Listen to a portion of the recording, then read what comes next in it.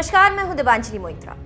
लोकसभा चुनाव का ऐलान हो चुका है और अभी शुरुआत में ही पक्ष विपक्ष में दादा नाना परदादा पर नाना, आतंकी आतंकी और तुम गंदे हम अच्छे की शुरुआत हो चुकी है। कांग्रेस बीजेपी अपने शुरुआती दौर में नाना दादा पर आ गई है और इसी आरोप प्रत्यारोप में विमान हाईजैकिंग की भी बात सामने आ रही है। तो हम आपको एक ऐसे ही विमान अपहरण की कहानी बताने जा रहे हैं।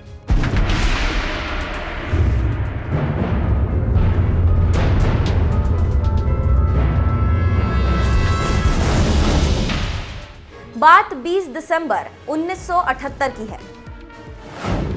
लखनऊ से दिल्ली जाने वाली इंडियन एयरलाइंस की फ्लाइट संख्या IC410 को लखनऊ से उड़ान भरने के चंद मिनटों बाद ही दो हाईजैकरों ने हाईजैक कर लिया। इस फ्लाइट में 130 के करीब यात्री थे और हाईजैक करने वाले थे इंडियन यूथ कांग्रेस के दो सदस्य। नाम था भोला पांडे और देवेंद्र पांडे। भोला पांडे आजमगढ़ से थे और देवेंद्र पांडे बलिया से। उन दो हथियारबंद हाईजैकर्स ने यात्रियों को रिहा करने के बदले 3 मांगे रखी। पहला, इंदिरा गांधी को जेल से रिहा किया जाए। संजय गांधी और इंदिरा गांधी के खिलाफ सारे आपराधिक मामले बंद किए जाए और केंद्र की सरकार अपना इस्तीफा दे। बाद में इन दोनों ने उत्तर प्रदेश के मुख्यमंत्री के साथ बातचीत में सरेंडर कर दिया। यहां पर यह बात बताते चले कि इस घटना की सभी पार्टियों ने जमकर आलोचना की, लेकिन सिर्फ एक पार्टी ने आलोचना नहीं की, उसका नाम था कांग्रेस। पहले तो कांग्रेस ने इस घटना को सिर्फ एक मजाक समझकर भूल जाने को कहा, पर संसद में चर्चा के दौरान कांग्रेस इससे भी एक कदम आगे चली गई। कांग्रेस की उस कहानी पर हम पहुंचे उससे पहले एक बात कंफर्म कर देना चाहते हैं कि हर दौर में चाटुकार और चमचों का दौर रहा है, चाहे वो दौर हो या इस दौर में। इस दौर में भी प्रधानमंत्री मोदी को उनके लोग क्या क्या कहकर और उपमा देकर पुकारते हैं, लेकिन चूंकि बात उस जमाने की हम कर रहे हैं तो वहीं फोकस करें तो अच्छा है। तो हम बता रहे थे कि संसद में हुआ क्या। कांग्रेस के वरिष्ठ सांसदों, जिनमें वसंत साठे और R वेंकटरमन थे, इस घटना की तुलना गांधी जी के नमक आंदोलन से कर डाली। इसे अभिव्यक्ति की स्वतंत्रता और विरोध करने के अधिकार से जोड़ दिया। जो लोग पार्टी द्वारा फैलाए गए हिंसा का बचाव करने के लिए खड़े थे, बाद में इन्हीं हाईजैकर्स को कांग्रेस ने उत्तर प्रदेश से टिकट देकर विधायक बनवाया और वेंकटरमन आगे जाकर देश के राष्ट्रपति बने। भोला पांडे को कांग्रेस ने हाईजैकिंग के इस कारनामे को अंजाम देने के इनाम में 1991 से 2014 तक 5 बार लोकसभा का टिकट भी दिया, जिसे वो कभी जीत ना सके। ये हाईजैक की घटना किन किन लोगों को मालूम है ये हम नहीं जानते, पर इस घटना से कांग्रेस के चाल और चरित्र को और अधिक गहराई से जरूर जान गए।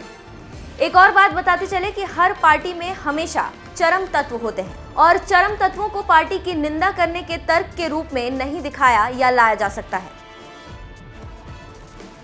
ये तर्क आज खोखला लगता है क्योंकि कांग्रेस पार्टी ने पुनर्गणना और मैं को पुरस्कृत किया है, इसलिए आज पार्टी की ये दशा है। और क्या कहना, बाकी सब चलता है और चलता ही रहेगा, चाहे वो दौर हो या चाहे ये दौर। समय बदला है, लोग नहीं।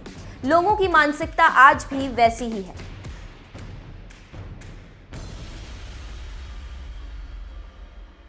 किसान कर्जा माफी की बात करता है, हाथ जोड़ के नवीन पटनायक जी से, प्रधानमंत्री से कहता है मेरा भी थोड़ा सा आप कर्जा माफ कर दीजिए। फाइनेंस मिनिस्टर अरुण जेटली जी कहते हैं नहीं, किसान का कर्जा माफ करना हमारी पॉलिसी नहीं है, हम नहीं करते। छत्तीसगढ़ के चीफ मिनिस्टर बैठे हैं, कुछ ही महीने पहले चीफ मिनिस्टर बने। नवीन पटनायक जी आपको यहां पे धान के लिए 1600 रुपए देते हैं। छत्तीसगढ़ में हमने 3 वायदे किए किसानों के लिए। 10 दिन के अंदर छत्तीसगढ़ के हर किसान का कर्जा माफ हो जाएगा। भाइयों और बहनों, ये छोटी बात नहीं है,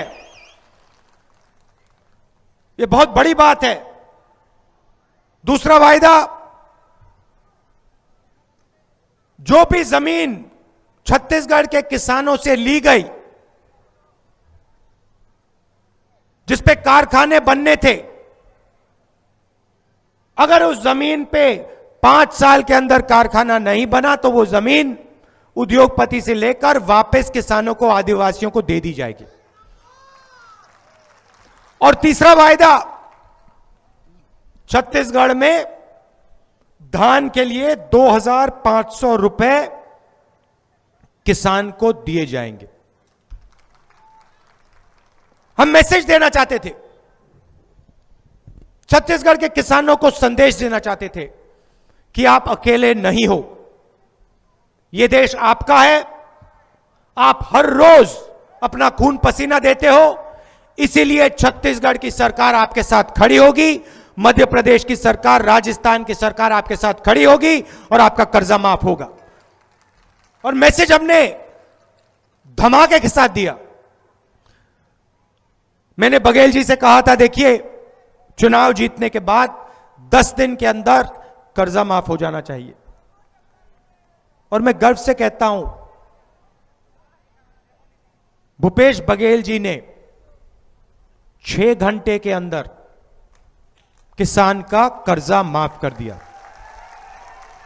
और उसके 1-2 दिन बाद छत्तीसगढ़ के हर किसान को, हर धान के किसान को 2,500 रुपए। और 1 महीने के अंदर बस्तर में टाटा कंपनी के पास जमीन थी, 5 साल से उस पर कुछ नहीं हुआ, वो जमीन आदिवासियों को वापस दे दी। ऐतिहासिक निर्णय पहली बार हिंदुस्तान में, कानून के मुताबिक।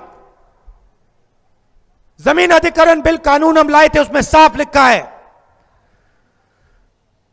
जमीन बिना किसान के पूछे नहीं ली जा सकती है।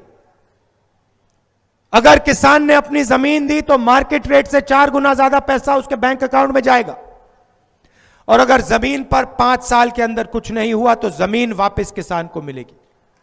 छत्तीसगढ़ के चीफ मिनिस्टर ने जमीन अधिग्रहण बिल कानून को लागू किया, सिर्फ यह किया है। दूसरी तरफ नरेंद्र मोदी लोकसभा में, राज्यसभा में उस कानून को रद्द करने की कोशिश करते हैं। 3 बार, भाइयों और बहनों, 3 बार उन्होंने उस कानून को बदलने की कोशिश की, क्योंकि वो आपसे आपकी जमीन चोरी करना चाहते हैं। जमीन चोरी करना चाहते हैं और 15-20 उद्योगपतियों को फ्री में देना चाहते हैं। 2 हिंदुस्तान बनाना चाहते हैं। यहां नवीन पटनायक जी ने कहा कि कोल्ड स्टोरेज का जाल बिछाएंगे, फूड प्रोसेसिंग प्लांट्स लगाएंगे, सिंचाई का काम करेंगे। और आपने देखा यहां पे ना उन्होंने सिंचाई का काम किया, ना फूड प्रोसेसिंग यूनिट लगाए, ना कोल्ड स्टोरेज दी।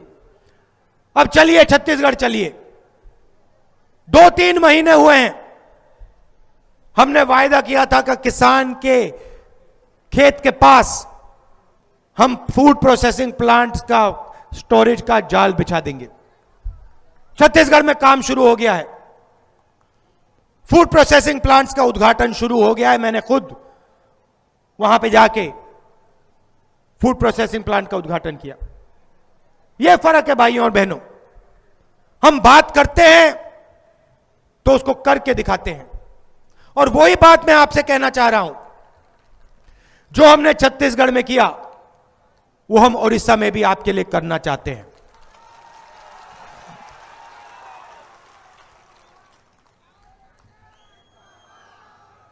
और बहुत आसानी से कांग्रेस पार्टी ये काम ओडिशा की जनता के लिए कर सकती है। मैं आपको यहां आकर झूठ नहीं बोलूंगा। हर बैंक अकाउंट में 15 लाख डालने वाली बात जो नरेंद्र मोदी ने की, 2 करोड़ युवाओं को रोजगार देने की बात,